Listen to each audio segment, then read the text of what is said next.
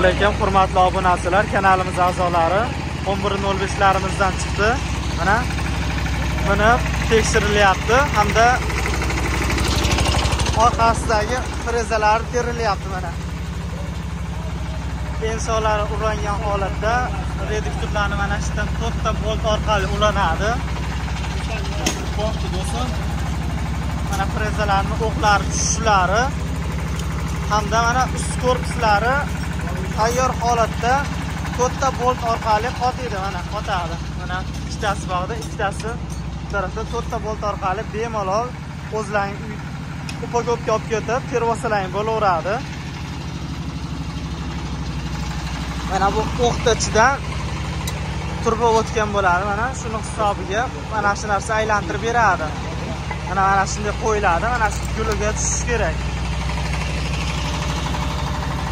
Pichoqlari kamplik o'yinchap bo'ladi. O'yinchap holatda ichida bolt kiykalari qopchaning ichida bo'ladi. Mana shu holatda mana teriladi.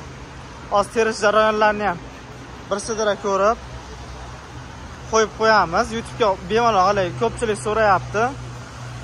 O'sha holatda terishlaring o'zlaring uyda o'tirib ham bemalol yarim soatda 15 minutda terib qo'ysalaring bo'laveradi.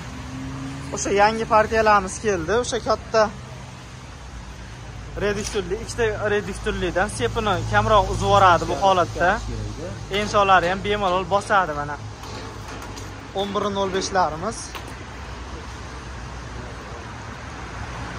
Kimga kerak bo'lsa, manzilimiz Qo'qondagi Saxiy do'koni. Narx-navolarni telefon orqali gaplashaveramiz akalar. Narx-navolari o'zgarib turibdi. O'shani hisobiga telefon orqali bemalol telefon qilsalaring. Mana kampli holatda so'mkachalari, qo'shimcha palislari mana shuning ichidan chiqadi.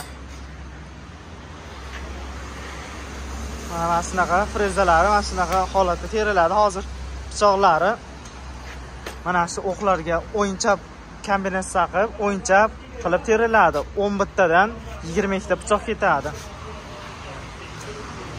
Buni richagini mana shu richayda yoki qo'ysalaring frezani qo'shib ajratish mana shu richaydan bo'ladi.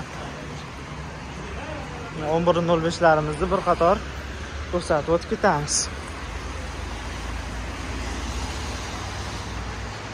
Kimga kerak bo'lsa bor, mana frezalar ham endi yangi terilyapti. Yangi keldi bularimiz.